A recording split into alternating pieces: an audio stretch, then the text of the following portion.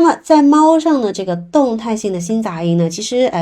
两个蛮常见的成因，一个是 SAM， 另外一个是 Doctor-Otto。那么 SAM 指的就是在收缩期的时候，它的二尖瓣的前叶会向前运动，会挡住了这个左心的流出道。那比如说在右上角这个图啊，是一个心脏的长轴管。那我们可以看到这边是左心室，然后左心房，然后主动脉。那么二尖瓣就在这，那么二尖瓣的前叶就是这个瓣叶。那么心室在收缩的时候，把血液泵到主动脉去，对吧？那么这个时候二尖瓣是要关闭的，因为血就是要往一个方向跑，就跑到主动脉去。但是呢，有一些猫呢，它因为心率特别快的时候，然后呢，这个瓣膜有可能过长，或者是这个瓣叶过长，或者是腱索过长，或者是肥厚性心肌病，它可能出现了这个乳突肌的一些位移。那么这个时候呢，你心率越快的时候，主动脉流出到了这一边，它的流速就会越快，然后它就很容易出现一个虹吸的作用，把这个二尖瓣膜给吸过去，那无限的靠近这个时间隔。那么这个时候呢，血液其实它好像就是被挡住了，因为这个血液是要从这个左心室去到了主动脉，但是它这个前进的这个道路被阻塞了。那么这个时候呢，在主动脉里面就出现了湍流。那么正常血液在这个血管里面都是层流，是没有声音的，但是一切都被打乱了。比如说突然间出现了狭窄，那么里面的液体的流动就会变成了湍流，那么湍流就会形成有声音。那么这就好像一根水管，软的水管。那我们比如说我在浇花的时候，我拿着这根软的水管在浇花，那么我就站在这里，我领附近的花，我不需要去捏一下这个水管。但如果在比较远的地方，我想去浇远处的花，然后我会捏一下这个水管，那么这个时候我就会听到这样子的声音，对吧？那么这个时候呢，那我捏一下这个水管，它变扁了，但是它里面的这个液体它能够射得很远，然后同时我会听到有声音。那么同样的，在大血管里面其实也会出现这个情况啊。如果它出现了流出道阻塞的时候，那么主动脉里面它就会出现湍流，就会形成心杂音。那么同时，因为它二尖瓣的前叶没有很好的做一个关闭的动作，那么它在这个时候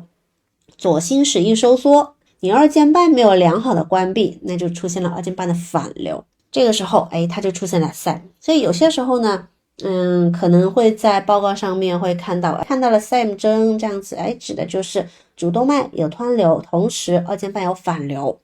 那么这个呢是跟肥厚性心肌病相关性比较大的一个心杂音啊，那所以它是一个不好的心杂音。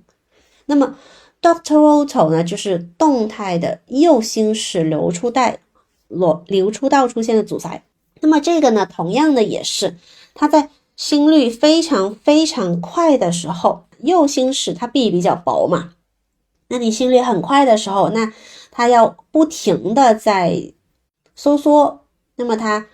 就会变扁。那么它变扁了之后呢，其实同样的这个流出道，右心的流出道同样也是有变窄，所以呢里面的血液也会出现了湍流，然后它的这个流速也会变快，也会出现这个心杂音的情况。那通常来讲这个心杂音不会说特别大。如果它是这个原理的话，我们来想一想那如果我拿着心超的探头特别用力的去怼这个小猫咪的这个胸壁，那我会不会造成这个动态性的右心流出道阻塞？其实也是会的，因为猫的胸腔它非常的柔软，那你很柔软，你很用力的去捏它或者是压它的时候，其实也会影响到这个心腔。那又或者我拿着听诊器特别用力的去压在这个小猫咪的胸壁去进行听诊的时候，有可能也会造成这个右心流出道的阻塞，所以就会听到好像有心杂音这样子。然后当你很轻轻的就这个听诊器轻轻的放在它的胸壁去重新听诊，你就没有听到这个心杂音了。那所以这两个无论是 SAM 还是 Doctor-Otto， 它心率快的时候就会出现心杂音，但是心率慢的时候它这个心杂音就会消失。那么这个呢是在心超底下打了个彩色多普勒的时候，我们去看一下，如果是 Sam 和 Dr. Otto 的时候，它会有什么样的变化啊？那比如说在 Sam 的时候，这个猫有 Sam，然后呢，我们就会看到它在这个心室收缩的时候，主动脉是会出现湍流的，就这个马赛克的，然后同时会出现二尖瓣的反流。那么另外呢，如果是 Dr. Otto 就是很正常的一个小心脏，很健康的小心脏，它可能都会出现的一个心杂音。那动态的右心流出到阻塞的时候呢，我们就会看到它心率特别快的时候，那这个右心流出道就都扁起来了，都瘪了，对吧？那你瘪了之后呢，也是会出现里面的血液会湍流，然后流速也会加快啊。